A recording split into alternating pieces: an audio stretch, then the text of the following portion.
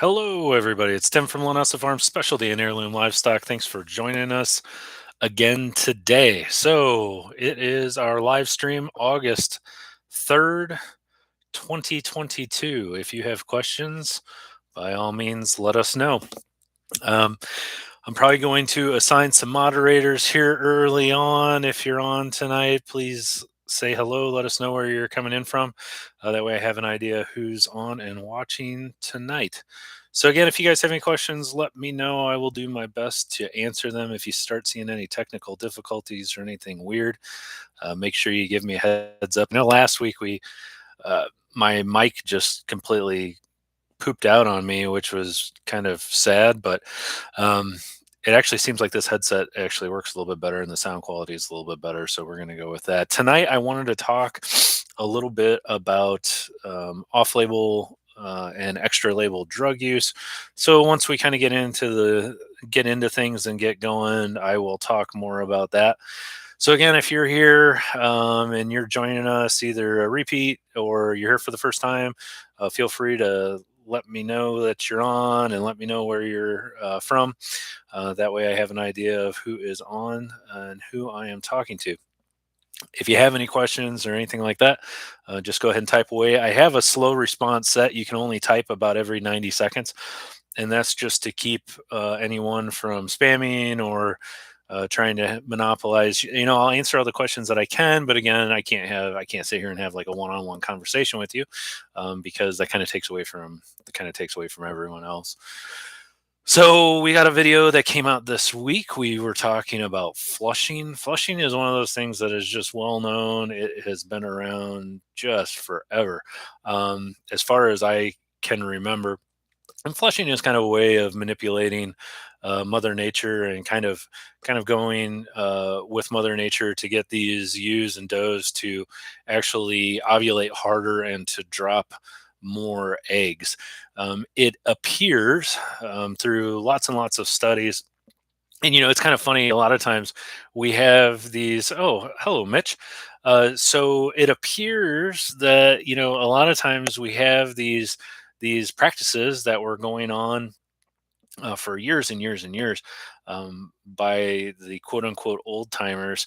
And they just knew that it worked. They didn't know the science behind it. They used to do all kinds of things. They didn't know why it worked, but they knew that it worked. And so flushing is one of these things that was discovered that, hey, if we feed a little bit of extra feed to our ewes and our does prior to breeding them, we get more twins and we get more triplets. And then as time went on, and universities started to actually study this, they said, yeah, yeah, absolutely. And it seems kind of intuitive, right? Like, yeah, no kidding. That yeah, you feed them more and they have more babies. Gee whiz. So, but really, what's going on here? And what's the takeaway? Why is this important?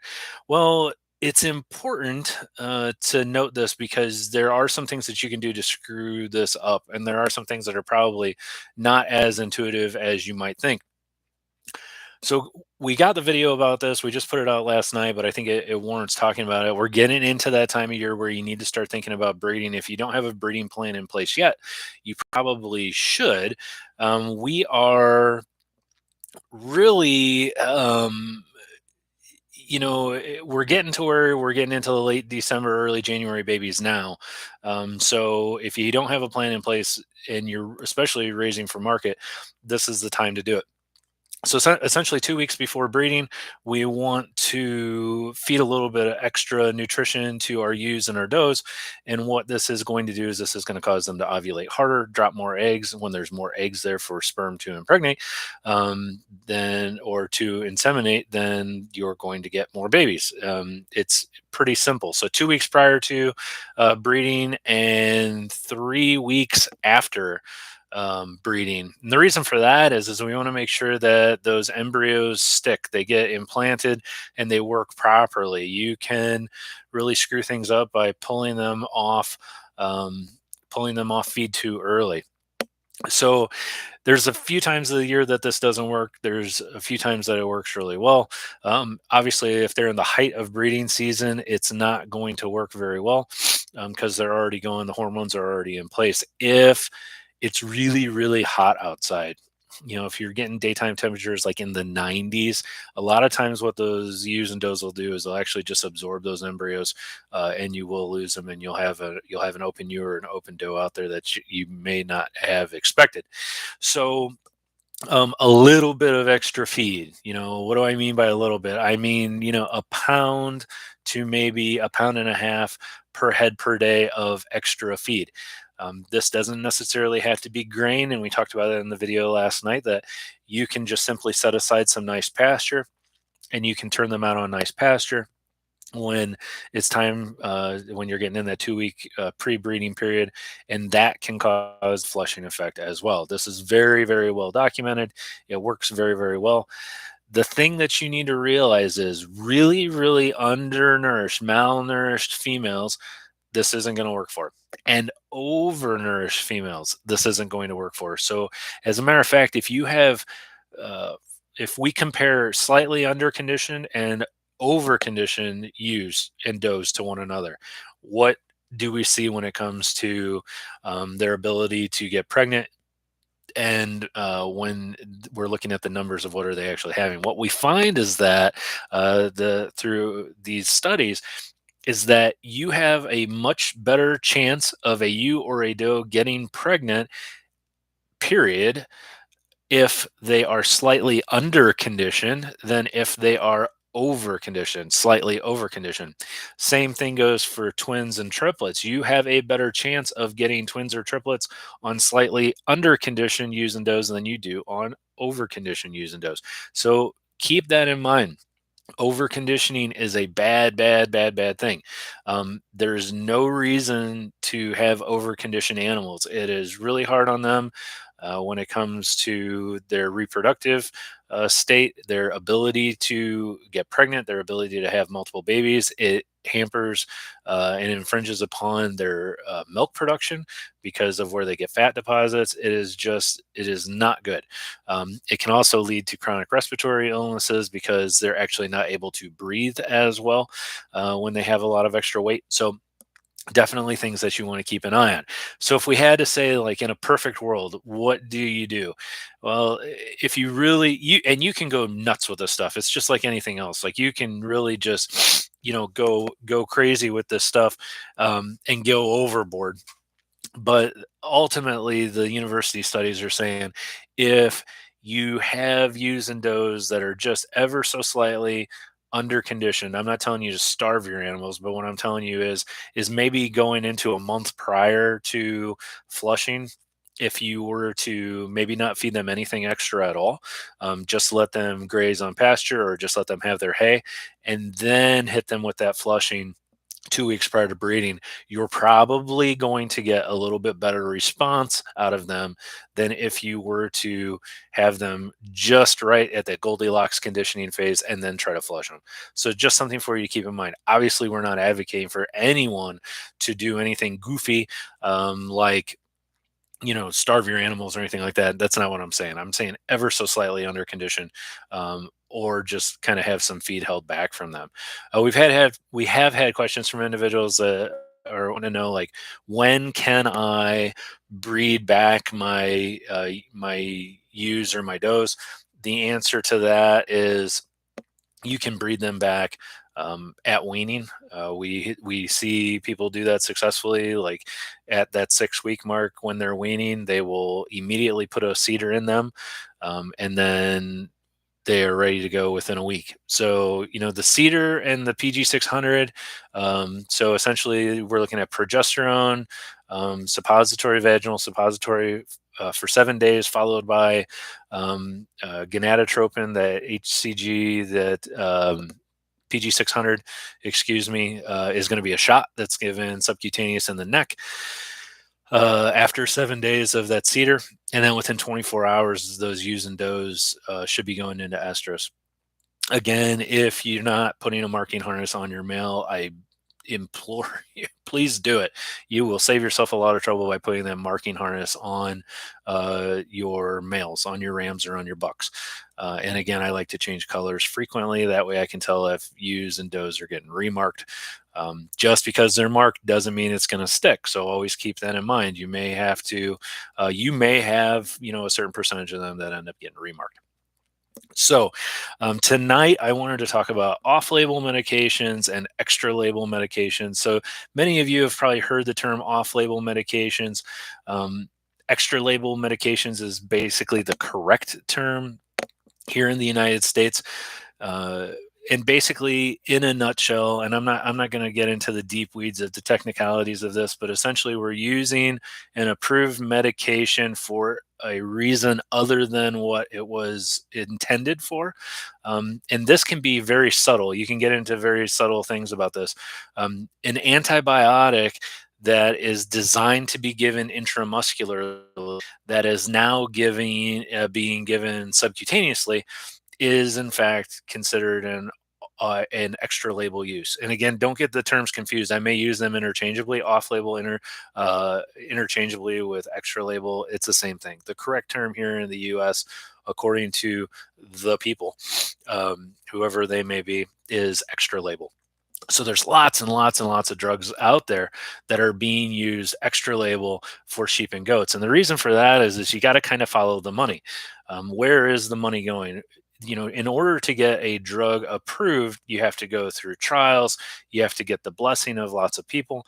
And so some of these drugs have backing and money especially in the United States, when it comes to the hog industry, the cattle industry, the poultry industry. These are big money making entities in the United States. Now you go overseas to places like Australia, New Zealand, places in Europe, and then it changes because their bread and butter is more in goats and sheep, especially when you get in New Zealand and Australia. South Africa is another one that it depends on where you're at.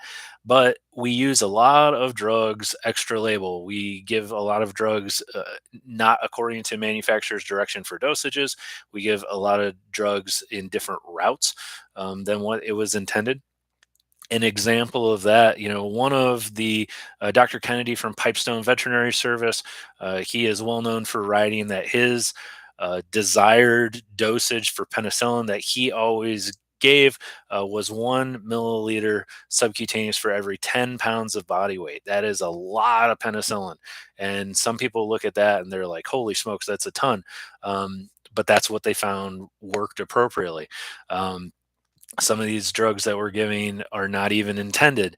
There's a lot of drugs that are out there now that are being toyed with, if they're new or even if they're older, that may be designed, for instance, for cattle.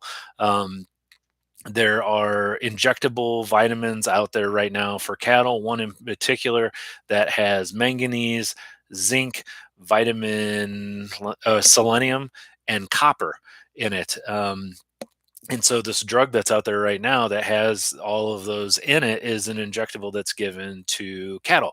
But what the goat people are finding is, and for those of you that raise goats, I mean, this, right? Like, what is one of the hardest parts about raising goats? And most people that raise goats will tell you that one of the hardest things about raising goats is making sure that they get the right amount of copper.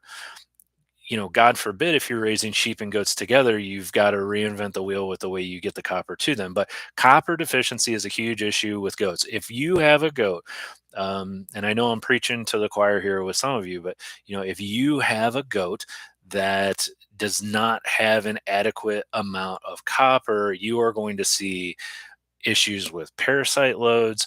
You are going to see issues with their coat. Their hair just looks awful. Thriftiness in general, all kinds of problems. So copper is ultimately important when it comes to goats. You can take this medication that's intended for cattle. It's a prescription medication, but a lot of goat producers are saying, hey, I can give this injection 1 milliliter per animal every 6 months up to once a year. And it holds them over completely for manganese, zinc, selenium, and copper. So holy smokes, right? Like, okay, that is awesome because it sure beats the heck out of the oral boluses that you're giving to goats, with the copper oxide rods that are in there. I mean, that's a disaster.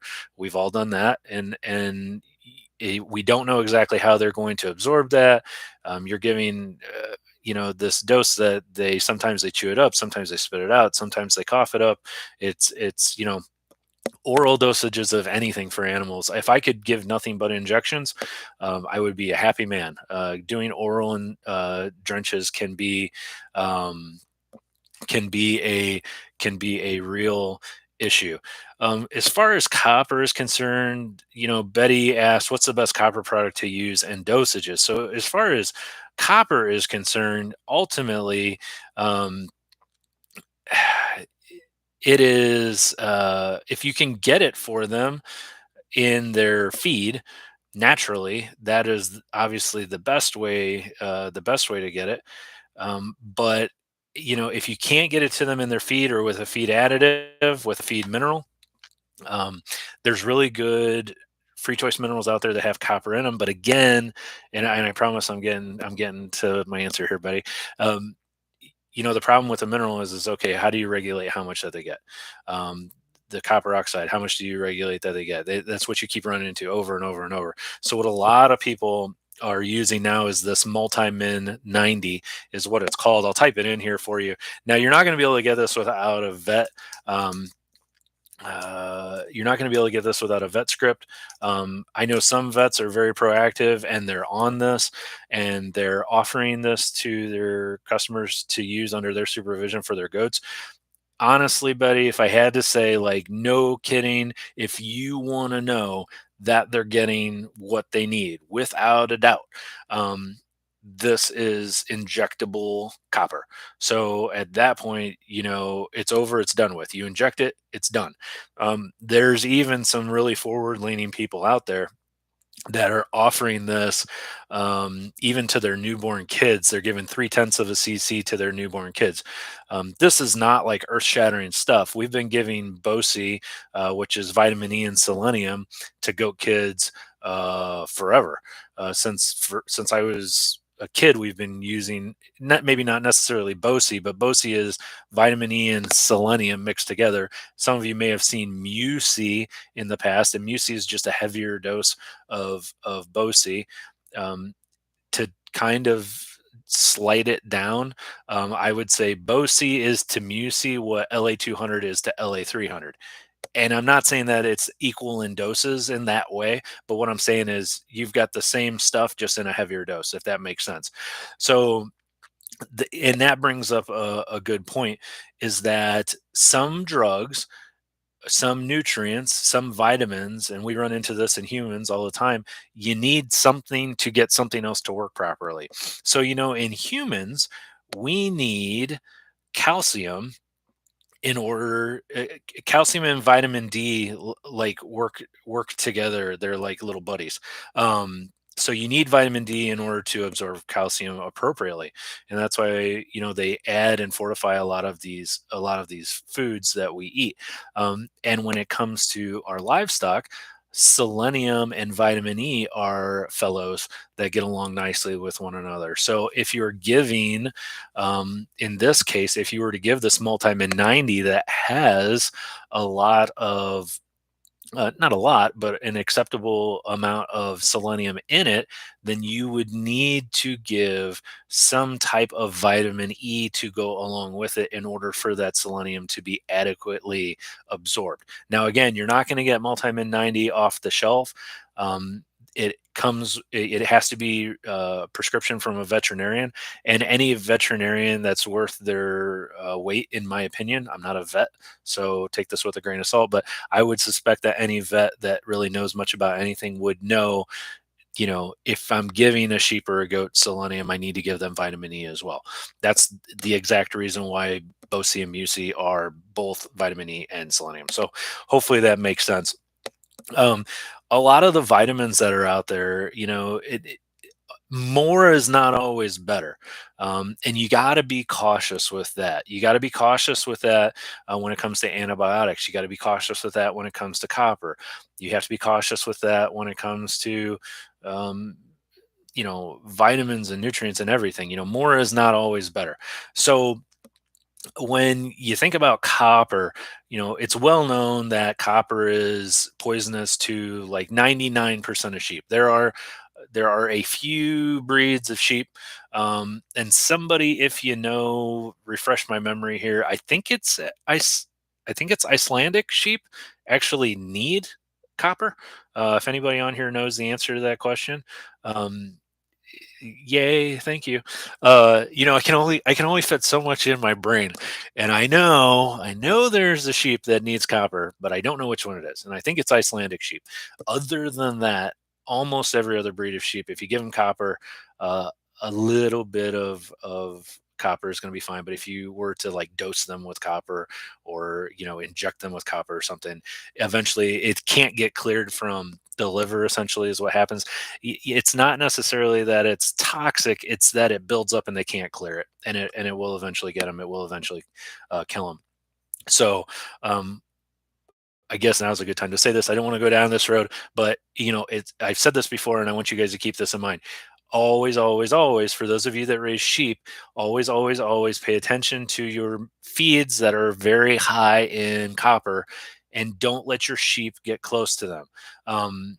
If you have someone that if for instance you have livestock guardian dogs and your sheep get into the dog food, if you have chickens and your sheep get into the chicken food, both of these have a lot of copper in them, so you got to be really cautious.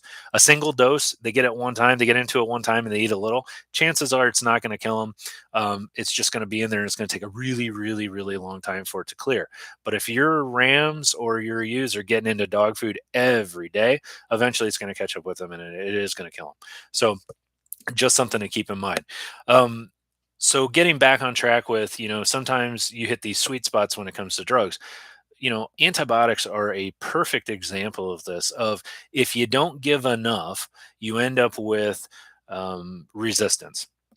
Most antibiotics work by fiddling with either the way that bacteria reproduce inside the cell, or it actually damages the outside lining, the outside membrane of the bacteria itself. This goes down this path of what we refer to as gram-positive and gram-negative bacteria. We're not going to get into that, but essentially, you got some of the old school original antibiotics. Um, you get the old school antibiotics that, uh, like penicillin, which dealt with destroying the actual bacteria membrane, and then some of the newer stuff.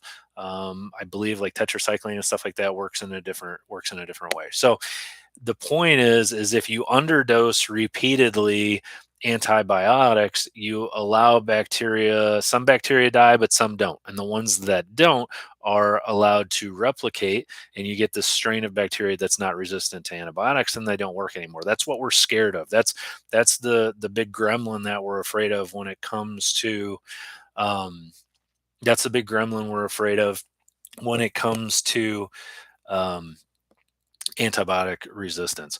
And we'll talk more about that here in a second. Conrad had a question. Uh, Vets Grow Fuzzy Butt Farm. How is everyone? We are doing great. Thanks for joining us. And you're in Oklahoma. Hope the weather is holding up for you out there and you guys are getting some rain. Conrad, Multimin 90, you will have to look that up online. It's so newly being used that I've been getting conflicting information on this. What I have been hearing, and this is just what I have been hearing, I am not qualified to tell you this. I'm not a vet, so I'm not qualified to tell you anything. So we'll take that for face value. It is what it is. Multimin 90, a lot of producers are giving a 1 ml subcutaneous injection to their does, and then they're chilling, they're sitting back, excuse me, and they're watching and they're seeing how they respond. And if they still kind of look unthrifty, unkept, they still have dingy coats, fishtail, things like that. 5 to 6 weeks later, they're giving them one more injection. The same thing, 1 milliliter subcutaneous. From that point, some producers I know are giving it every 6 months. Some producers I know are giving it every year. Now, this I suspect would depend on what the nutritional intake of copper is, and how well they're being supplemented. Perhaps I'm speculating here. If they have them out on range and they're not getting any vitamins and minerals, or maybe they're in a copper deficient area or a selenium deficient area, which is a lot of places in the United States, perhaps they're giving it every 6 months. And maybe if they're dry lot or well fed or offered free choice mineral, they may be dosing them every year. The other thing, as I said, that I have been told is that they have been giving 3/10 of a cc to newborns when they're born to give them a boost. Now, obviously, you wouldn't want to give them any BOSI or anything else in conjunction with this. This would be it. And of course, as I stated, you would really ideally you would want to give some type of vitamin E, either paste or injection to go along with this. Hey, Gabrielle. You would want to give them some vitamin E supplement to go along with this as well. So definitely something for everybody to look into with the multi-min 90. Again, I'm just kind of, tonight I just want to expose you guys to some of these drugs, and you can kind of do some of your own investigations on them and determine if they're right for you. I try really, really, really hard when I send you guys um when I send you guys information, when I verbalize information about dosages and medications and things like that, I rarely, rarely, rarely give you my opinion. Most of what I'm telling you is stuff that is coming from some kind of veterinarian or some kind of university uh, study or something. And you guys know that. So I'm really hesitant with some of these off-label drugs that we're talking about tonight to tell you. Like, I want to tell you about the multimin 90. That's a great example, because if I don't tell you, you're going to hear about it somewhere else, and then you're going to be like, well, what's going on with this? So I want you to be exposed to that, but I also want you to know that I honestly don't have an answer for you as far as what's appropriate and what's not. And to be honest with you, I don't think it's been used long enough for people to really know if there are going to be long-term consequences of it or if it's going to cause problems. So just something for you to think about.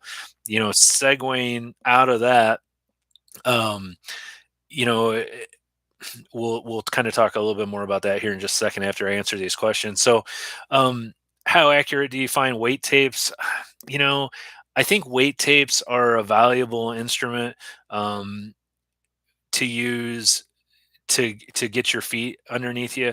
I think that when it comes to weight, and this is one of the weight estimates is one of the hardest things to do as a newbie, or even if you're switching to a new breed that perhaps you haven't used before. If you're switching to a new breed that you're not used to, looks can be deceiving a lot of times when it comes to weight. I think we've all experienced this, right? Like, you actually get an animal on the scale, and at some point you're going to be like, whoa, and you're either going to be like, whoa, like they're way lighter than you thought they were going to be, or they're way heavier than you thought they were going to be. Some of this, I think, depends on personality.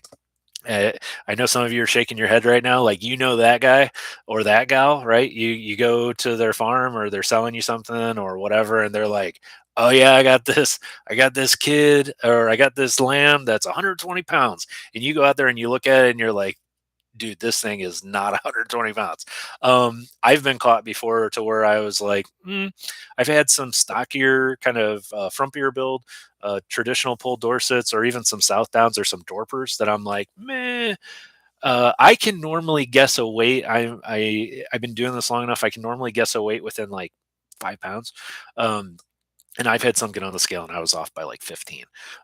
So I think a lot of it is getting used to what you're looking at. Now, after a few years, you can use, after a few years of using a product, either a weight scale, a weight tape, or anything else.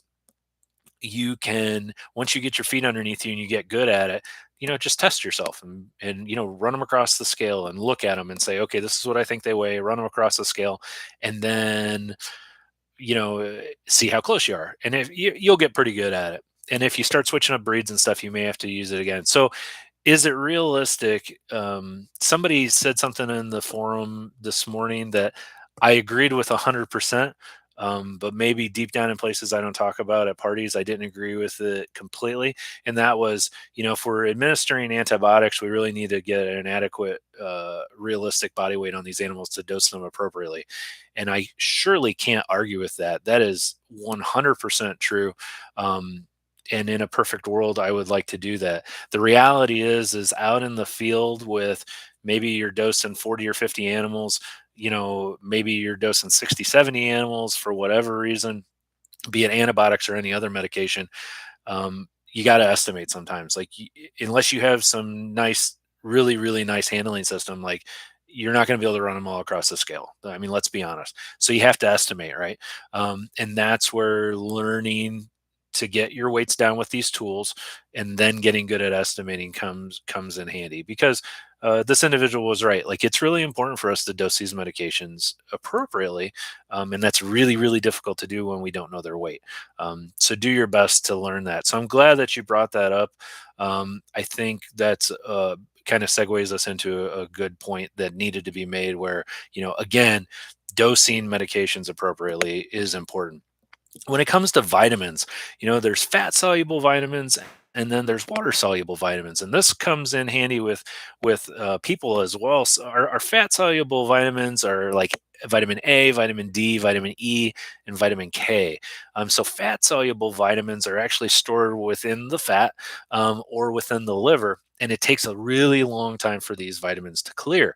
And so, if you find yourself in a situation where you're dosing your animals with really high levels of these vitamins A, D, E, and K, you can overdose them and you can get into some serious trouble when doing that. Now, when we get into our water soluble vitamins like vitamin C and vitamin B, for all intents and purposes, as long as you're not giving like some ungodly massive dose, most extra vitamin in that case is going to be excreted in the urine. So it's not something that I necessarily want you to lose sleep over at night. But I can tell you, when it comes to, I'll use BOSI again. We're talking a lot about BOSI tonight. When we talk about BOSI, that's selenium and vitamin E. If you're going to get in the habit of giving that to your newborns, giving them, you know, depending on your vet, they may tell you to give zero point 0.2, maybe 2/10 of a cc to 3/10 of a cc to your newborns at birth, to prevent against white muscle disease and other problems. That's okay, but you can only give it once. You can't come back in a week and give it again, or in a couple days and give it again, because you will kill that animal. They simply can't clear it fast enough. You're going to get an overdose and you're going to have problems. So again, watch your vitamins that you're giving. Again, a lot of something does not mean good. Um, we talked about underdosing our antibiotics. If you overdose your antibiotics, the good news with antibiotics is there's a pretty big treatment window. When it comes to medications, we have these treatment windows, and that treatment window kind of looks something like this. The question is how much of this drug do I have to give in order for it to become effective and to become therapeutic, to where it's actually doing something? And then at what point does the danger outweigh the benefit? At what point do we cross that threshold where we get into the danger zone? So you get this window. We call it a window, and this window starts when it starts to work, and it ends when the danger of that medication outweighs the benefit. And different drugs have different size windows. Some drugs have very, very small windows.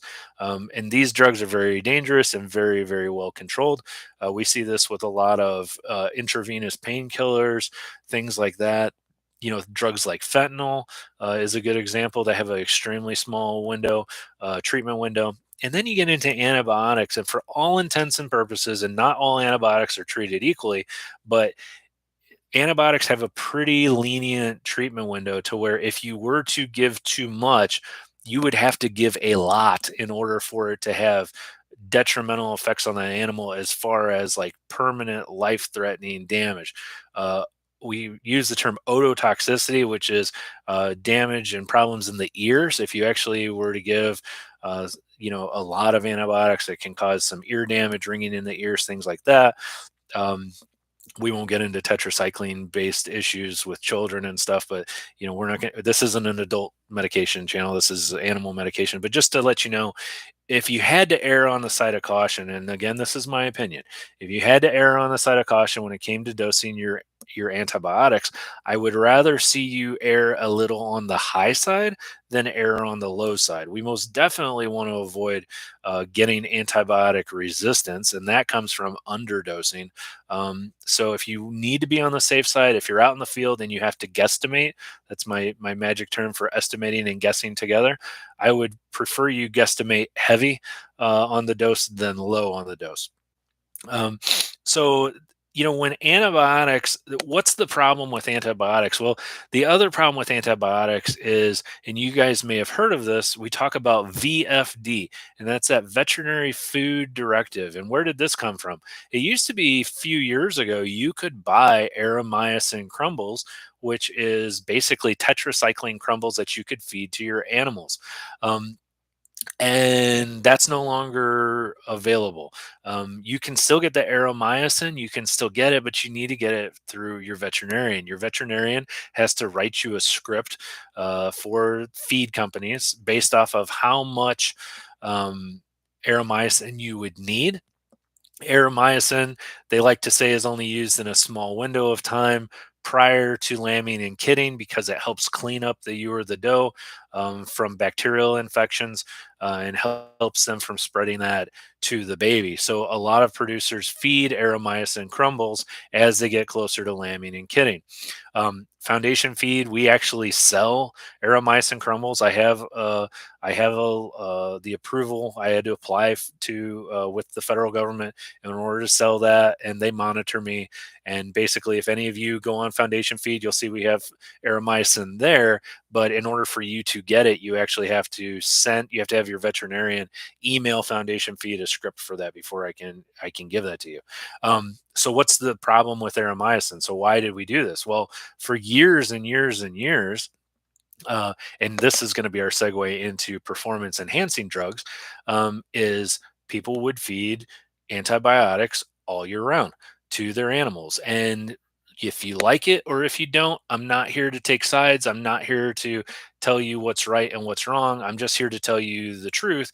And the truth is feeding antibiotics, low dose antibiotics to your animals increases their growth significantly. Study after study after study, university studies show that feeding antibiotics, specifically like Aeromycin and drugs similar to Aeromycin, which Aeromycin is just tetracycline, feeding this to animals in a low dose over time significantly increases their growth.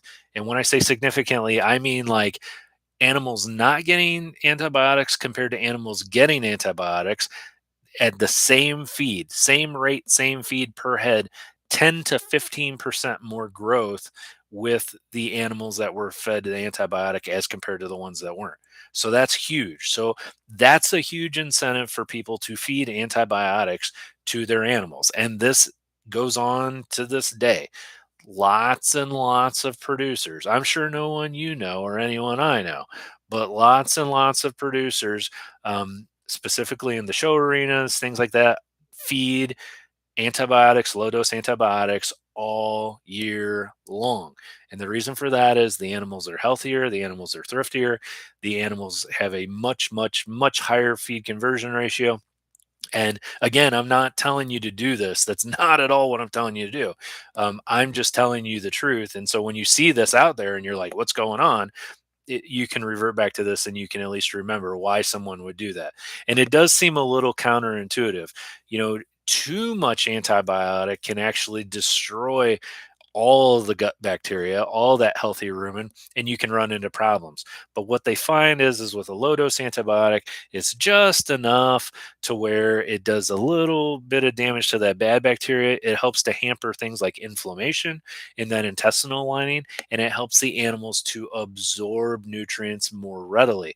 The thought process is that some of the bugs, some of the bacteria, and some of that stuff that either comes in the feed or is already in that animal's rumen and intestines is actually competing with the animal for those nutrients. And so instead of the animal being able to absorb all those vitamins, nutrients, amino acids, and all of those things, some of them are actually getting gobbled up by these nasty protein, or excuse me, nasty bacteria, and the animal's not able to absorb that. So the thought process is this low dose antibiotic is actually killing off those competitive bacteria and allowing the animal to get all of those nutrients that are in there. So that's something for you to keep in mind. So that's my spiel on antibiotics. When it comes to coccidia, coccidia, if you haven't watched our videos on coccidia, please do. And I don't want to beat a dead horse here, but I think it bears a statement that coccidia is a huge, huge problem. Coccidia is everywhere. It is on almost every farm. Most animals have some level of coccidia in them, and it is probably one of the, if not the number one, subclinical problem that's out there affecting sheep and goats that is hurting their overall um, nutritional uptake, their thriftiness, their feed conversion. Coccidia gets in there and it causes damage to the lining of their digestive system, to very specific parts of the digestive system. And so trying to keep coccidia under control is a task that is difficult for a lot of people. So trying to get coccidia under control can be done with various drugs. We have decox, we have um, fill in the blank. You have Rumensin. You have lots and lots of different, I believe, Bovatech. You have lots and lots of different medications that you can give. There are off-label medications that are used, or extra-label medications that are used readily overseas for sheep and goats, such as Bacox, which is the uh, toltrazuril. Toltrazuril. I always have a hard time saying that. And I don't know why.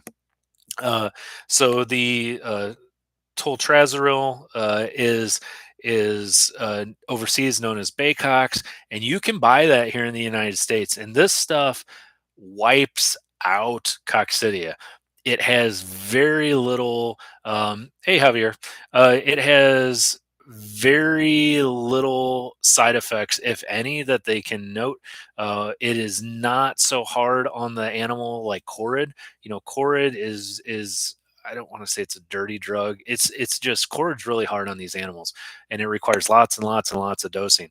The toltrazuril is seems to be very gentle on the animal, and it kills and eliminates coccidia sometimes in as much as a single dose or only in a couple doses. So that's that. So what's the problem with this? Why isn't everybody buying this, and why isn't it everywhere? Well, I can tell you right now, the barrier to entry to getting that is that the dosage is pretty high.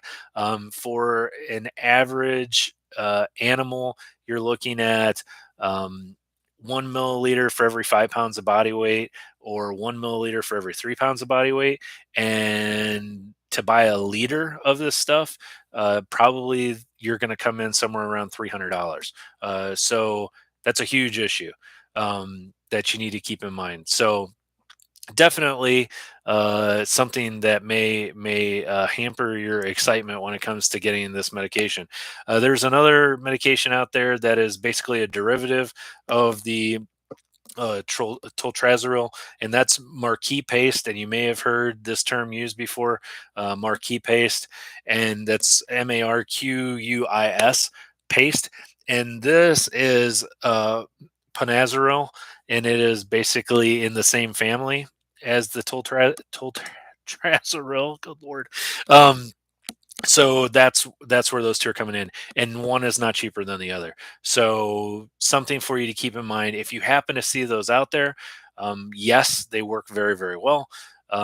Yes, they are extremely expensive. Yes, they are not approved for use for sheep and goats. So if you go to your vet and you ask for them, they're not going to have it for you. If they do have it, they're going to have it for like horses, puppies, and things like that. And that's where that's going to be used for. So to get a vet to write you a script for it, or to give it to you to use on your animals, good luck. Maybe your vet's on board with that. Maybe they're not. It's difficult to say. If you don't have a vet, you can buy it online. You don't have to have a script to buy it, but you're going to definitely pay. Um, you're definitely going to pay big money for that.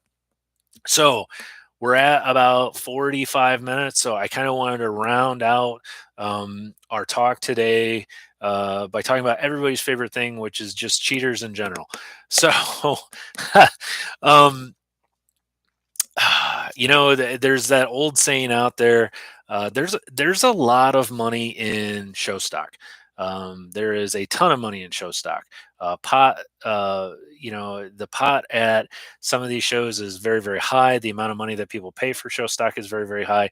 And so, anytime you get a lot of money involved and a lot of potential for earnings, whether it's in professional sports or racing or animals or anything else, you're going to have your cheaters that are out there.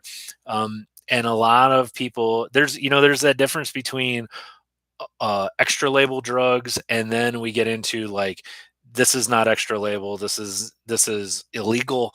A lot of these drugs are illegal for you to own. They hold a class that will land you in prison, and that's where you're getting just into the general usage of antibiotics and things like that. It does happen. I think it's a little bit more common sometimes in like the horses and things like that, but it is most definitely alive and well in, I believe, all show animals. So, and I use this analogy, or excuse me, it's not an analogy. I used this story before with you guys. So if you've heard it before, just bear with me. But in 2014, I'm from Indiana. Um, so in 2014, the top 5 sheep that won at the Indiana State Fair, the top 5, all of them failed the drug test and were disqualified. They had to return all of their earnings that they had, which totaled about $20,000. The kids were stripped of being able to show for 2 years, and all of the animals were disqualified. All 5 of them, all of the top 5 in 2014. And you can look this up on the internet. Just type in like Indiana. R squared asked, "Do I sell show stock?" Yep, yeah, I definitely do. I sell. We do sell some club lambs. We sell some. So yeah, full disclosure, yeah, we most definitely sell show stock. So we sell some club lambs, we sell some club goats, not a lot. I would say a majority of our farm is going to be for commercial use. But the reality is if you want to be competitive, you need to show your animals. I need to get my animals out there and show them, because that way people can see them and they can see what I've got, and it gets my name out there. And it was a good way to get started. Plus, I enjoy showing. My kids enjoy showing. So we show relatively close in our area. Um, but we do some limited travel. We did a show a couple weekends ago. We've got a show coming up this Friday, and then we sell to individuals that show at fairs as well. So great question. And I did a lot more showing when I was younger. When I was a kid, the farmer that I worked for, Frank raised Cordales, and we showed Cordales all over. We would drive to like Massachusetts from here in Indiana, and I can tell you that back in the 80s, I mean, I saw. Being in healthcare now and knowing what drugs are now, like I had no idea what the drugs were before. Now, I mean, holy smokes! I mean, we were injecting uh, straight testosterone cypionate, you just testosterone into sheep, into rams. Like I saw that happen. I remember that happening. I went through an old tack box when I got home from the military, and we were getting back into sheep. I went through a tack box that I actually bought at an auction, and there were 3 bottles of testosterone cypionate in the box. Like that's illegal. Like, you can't even carry that stuff around now. So yeah, things have changed. We've definitely gotten better. I feel people have gotten better about this, but it's still out there. So when it comes to these uh, anabolics that are being given and these off-label drugs that are being given, I feel bad for the kids. I specifically remember watching. Um, I specifically remember watching the kids that got in trouble, because ultimately it's the kids that are showing at 4-H, right? And I remember these kids on TV and they're crying and they're like, "I promise I didn't give my animal anything," and I'm like, "Well, yeah, of course you didn't. Your dad did. I know you didn't give. I know you didn't go in there and inject your animal with steroids. Like, I get that. Some adult in your life did this. So ultimately you feel bad for the kid, and it's not all anabolics. They're giving things like Lasix, furosemide, these things that you would give people to lose water weight. That's a drug that they use a lot for these animals because it helps to create a lean effect on them, and it helps them to lose that extra water weight. So it's not unheard of for animals to get an IV bolus the night prior. I have horse friends that I know they give horses IV boluses of fluids with vitamin B in them the night prior to a show to have them look fuller, and then right before the show they'll hit them with a some kind of medication like furosemide or hydrochlorothiazide, which pulls water off of them to give them like a really ripped look, a really like muscular, thin skinned look. So these people are getting busted for this stuff too. Probably the number one, probably the two ways that people are um, most likely to give these anabolic agents to their animals now are one of two routes. Either they're going to give it to them orally, and not all of these things are illegal. A lot of these things are very, very off label. So we'll use an oral feed additive that is extremely abused, and that is Paline. So Paline is a feed additive that is given to hogs, and it's ractopamine hydrochloride.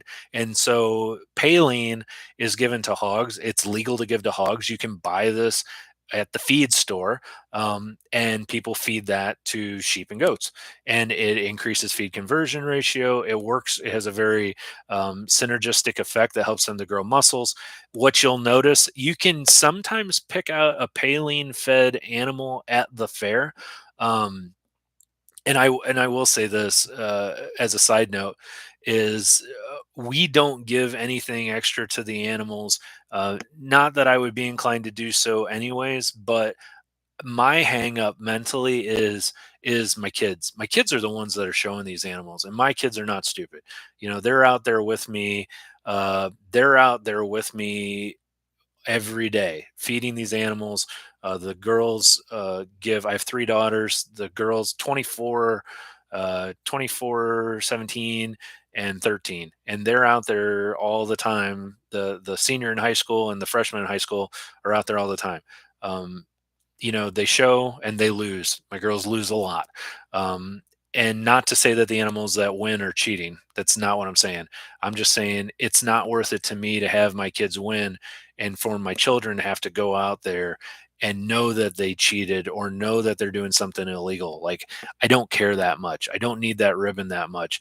I don't want to ruin my reputation over that. Um, I think I would be teaching them the wrong thing. Obviously, this channel isn't about ethics and morals with your children, but you know just in the grand scheme of things, it's like it's not worth it. And being a healthcare provider, like, I personally, I don't want to get caught with Lasix or something like that on me, because the first thing someone's going to ask is, where did you get it? And they're going to assume that I pulled it from my work, and I don't want to use it. I don't even I everything that I use on my farm I buy, and that's needles, syringes, everything. Like, I'm not going to lose my job at the hospital, um, by doing something dumb like stealing a syringe. Like it's not worth the time. So anyways, back on track. Ractopamine, hydrochloride, the paline. A lot of times you can pick these animals out because it causes profound joint stiffness. And so you'll kind of watch the gait of these animals and the way that they walk. They have a very, very stiff, locked up gait. And that's one of the side effects and one of the ways that you can see that they're doing that. The other way that people are injecting or getting the really, really heavy duty anabolics into these animals is through subcutaneous implants that are given in the ear. For feedlot cattle, there are lots and lots of drugs out there to help feedlot cattle gain weight, size, and structure. And a lot of these revolve around testosterone derivatives. And one of probably the biggest one is called trenbolone acetate. Trenbolone, to put it into perspective for you, if we're comparing apples and oranges, trenbolone has the affinity of testosterone times like 10. And what they have is they have these ear implants, and there's a gun, and they take this gun, it's got a needle, and they'll stick the needle under the skin on the backside of the ear, and it's got little pellets inside of it, and it's got a needle in there that will actually drive those pellets underneath the skin, and it sits kind of at the base of the ear near the skull. Almost completely undetectable. If you know what you're looking for on some show animals, you can see them. If you look at the backside of the ear, you can actually see a lump there or a scar where they've been injected with that, if you know what you're looking for now. And the two top ones are Revelor, which I believe is a Merck product, and then Component is another one. There are others, but those are probably the two big ones. And what it is it's those Trembolone tablets. Sometimes they'll have a Thailand tablet in there, an antibiotic tablet in there, and sometimes they'll have some estrogen in there as well. So that's another one that's really, really heavily abused. With a lot of these drugs, the problem is you are introducing these drugs into the food chain. So it's bad enough that they're going in there, and they're getting these drugs, uh, for the animal, but then somebody is eating this animal and then it's getting in the food chain. So that's it for my off-label or extra-label um, spiel for tonight. I so often get off track. I know you guys have been sending messages on here, so I'm going to try to get you caught up now. Okay. Um, so some of these are short and sweet, and I just give you the short and sweet answer. So, uh, with zero grazing, do I still have a risk of worms? Yep, absolutely. Probably more so. So, if you're just dry lining your animals and you're continuously keeping them in the same area, even if you're changing bedding effectively, your chances of having worms are high. Coccidia is going to be another issue for you. So, I've got no qualms about it. I've got no dog in the race. Um, and you guys know this. You go online, you go to YouTube and you look it up, and you get like two camps of people. You've got people that tell you that you have to put your animals on pasture and you can't feed them anything else, and if you do, you're stupid.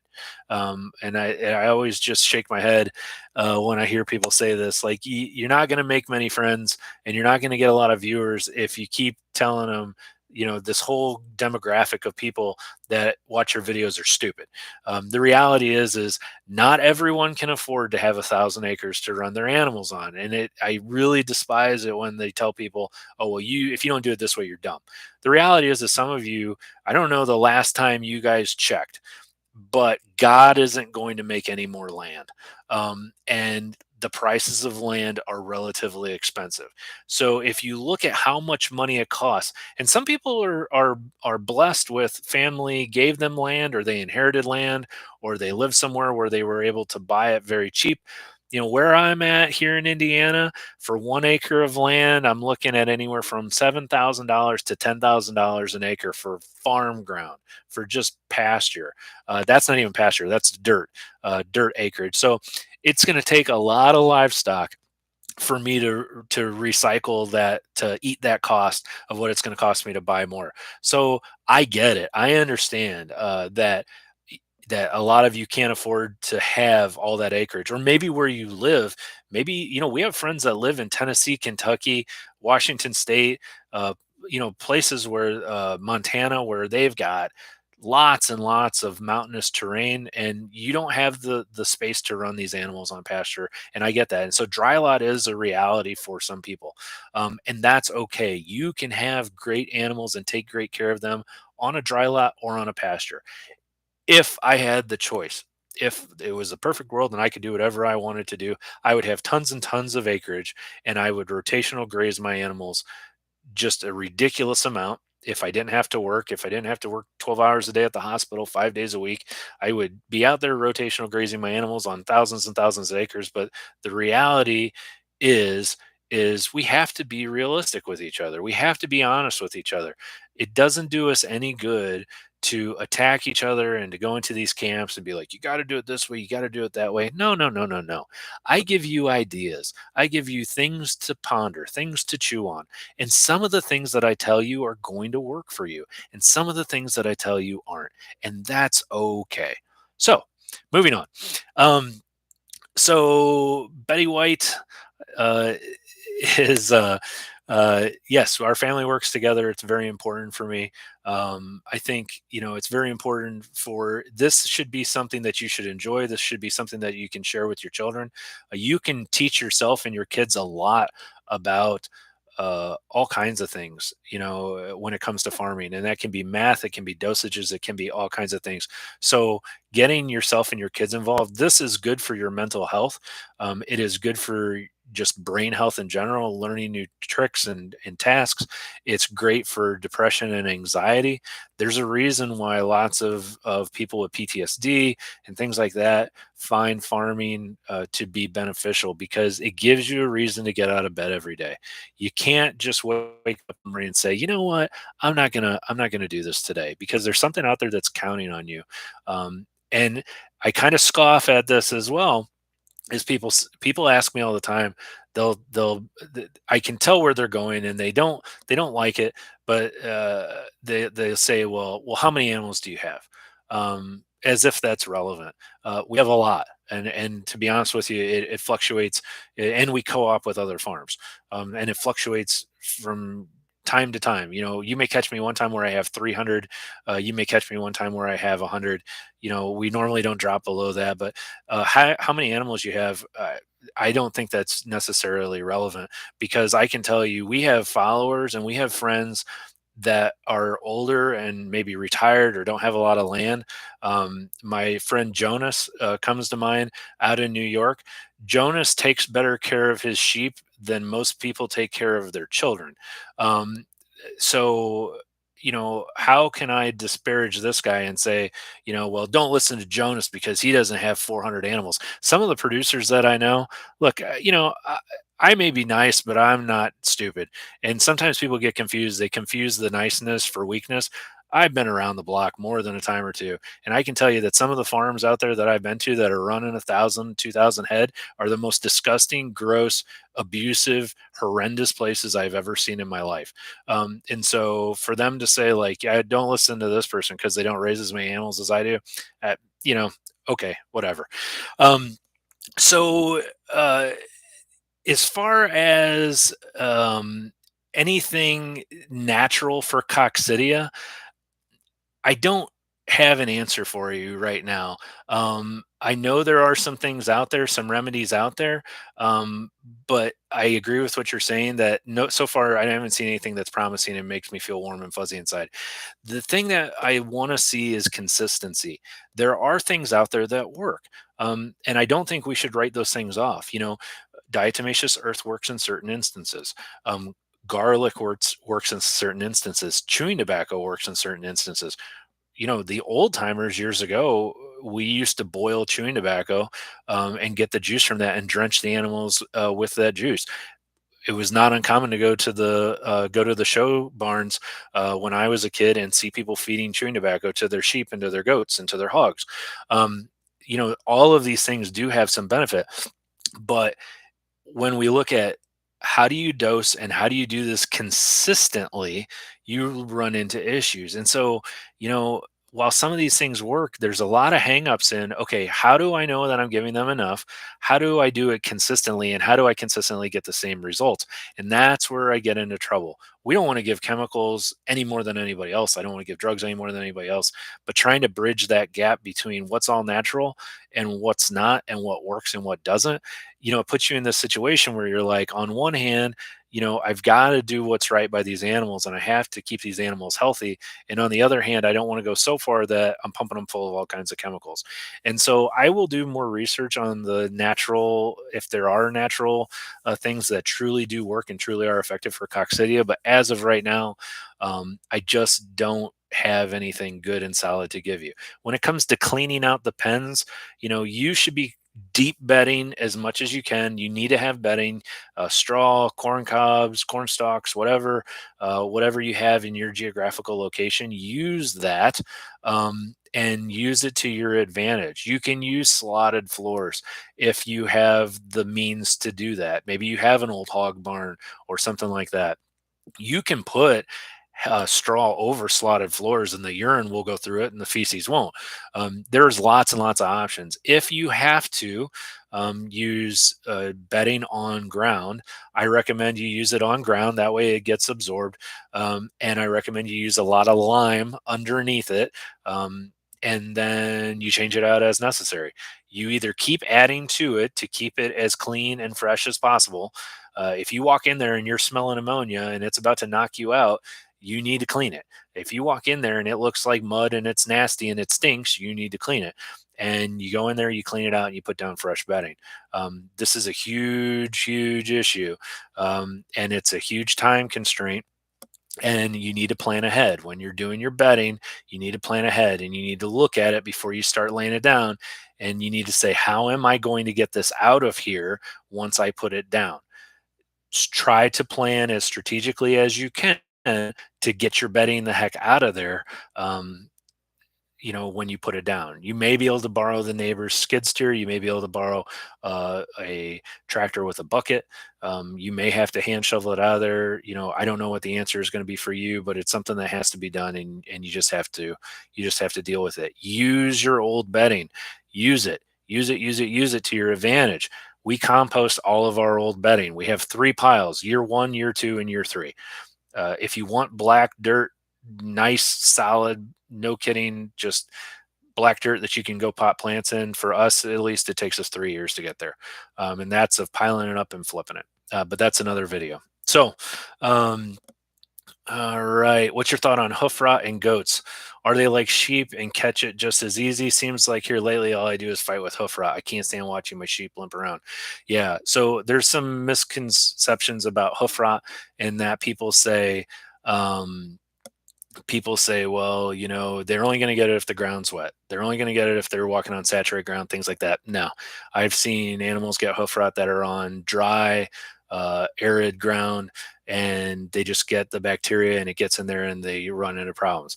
My take on hoof rot is this: the topical medications that you can give, the medications that you put on that hoof, just aren't as effective as giving injectable antibiotics along with it. So if I have an animal with hoof rot, I think that Draxin is a really good one, but you're getting into price points here that I don't want to exclude tons and tons of people. So I will tell you, if you want something that everybody can afford within reason, we're looking at Nuflor, we're looking at LA200. Nuflor, you need a vet script. LA200, for the time being, you don't. The Nuflor I like, and the LA200 I like to administer the same way. So you can, the best way that I found with hoof rot is, let's say I've got a sheep or a goat with hoof rot. Go out there, trim it. We used to say years ago, trim it down all the way to the fleshy part to where the problem's at. I don't want you to do that. And a lot of the evidence-based practice now says that that's not the way to do things anyway. So just lightly trim it so it's no longer going to get impacted and you're going to have stuff getting stuck in there. Clean it out. apply your topical medication, either your copper sulfate or your zinc or whatever it is that you're applying, your Dr. Naylor's Hoof and Heel or your your copper sulfate penhydrate or whatever.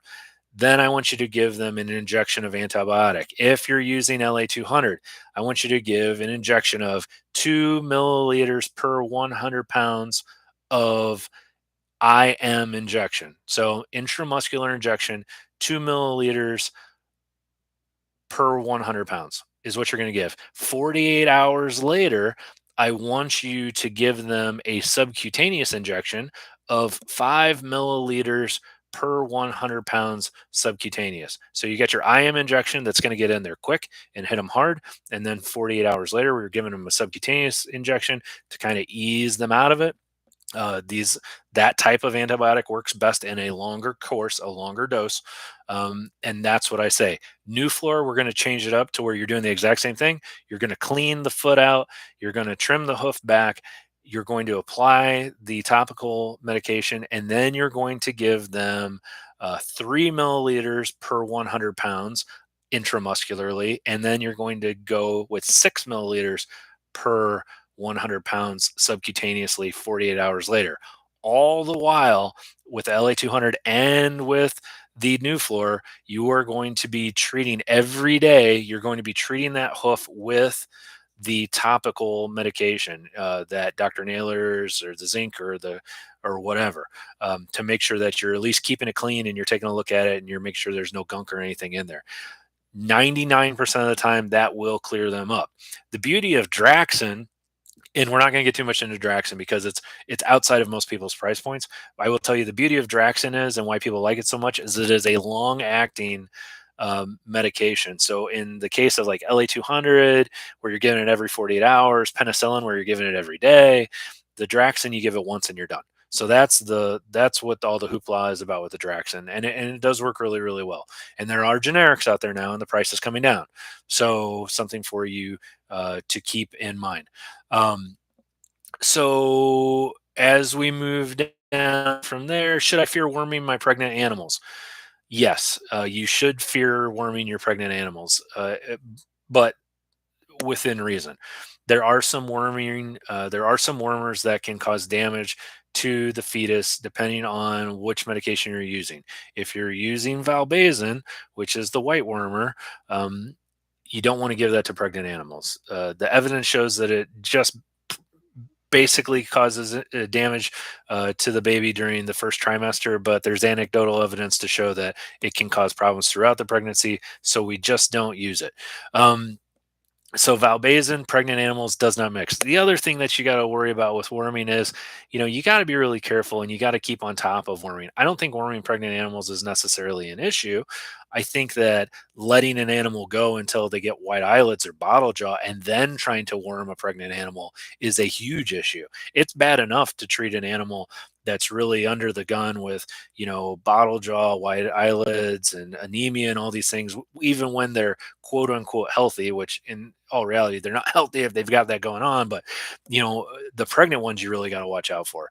You trying to take care of anything with a pregnant animal carries an inherent risk. The animal's already stressed. The animal's already having problems. And now we're trying to do things that make it even more difficult. So keep your animals wormed. Don't use um, don't use anything that is contraindicated. Um, so we're trying to wrap it up here, Brian. I talked about the slotted floors. The slotted floors will help to slow down, I think, some of those other issues, but they're probably not going to eliminate it completely. Clayton, hey Clay. So this is my friend Clay Belden. Clay is one of the local guys here, one of the local youngsters here that shows sheep in our area. So he actually just showed one of our sheep at the county fair. Did real well. We're real proud of you. Thanks for joining us, Clay. I appreciate it. Looks like Betty just jumped off, and Cheryl has a question. Copper sulfate when pregnant? Sure. Yeah, if you're on the worming rotation, and you're doing good. They're relatively healthy. You can use the copper sulfate. We've used it successfully with our pregnant ewes and does without any side effects. So definitely something that you can do. Um, again, I'm not a vet. Always work with your vet, talk with your vet. You need to have a relationship with your veterinarian if you have one in your area, because, you know, you're going to need your vet. I need my vet. There's times that I got to go to the vet. I don't have all the answers. I read a ton of stuff. I get everything I can get my hands on. But the reality is that I just don't know everything that there is to know. And there's going to be times where you have some major serious stuff that you need to do, and you need to work with your veterinarian. So keep that in mind. It never hurts. I always advise call a vet and get a established relationship with your veterinarian before you need them. Don't wait until the day of and then try to call them up.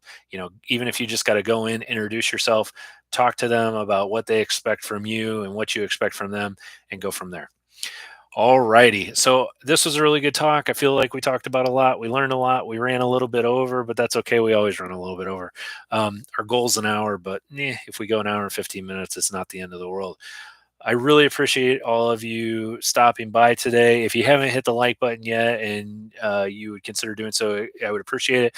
It simply just helps with the algorithm, and it helps us to get basically comments and thumbs up. YouTube loves those, and the more we get, the more it basically pushes our videos to other people that are out there. um, these videos are more for you guys that are hardcore followers. I don't expect that a lot of other people are just going to peruse by, but this is kind of my way to say thank you to all of you guys. I can meet with you, we can talk every week, and I can answer the questions that you have going on. So again, the reason that this channel is a success is because of each and every one of you, and I greatly appreciate it. And I look forward to seeing all of you again next week. So next week, Wednesday, 8 p.m. Central Standard Time, I will see all of you then. Thank you very much for joining us. If you are not a member of Linessa Farms Tack Box on Facebook, please check it out. It's our online forum where we can help you out at any time. Lots of great members just like you are on there to answer questions for you. So I am Tim from Linessa Farms Specialty and Heirloom Livestock. Thanks for joining me again today, and I look forward to seeing all of you again next time.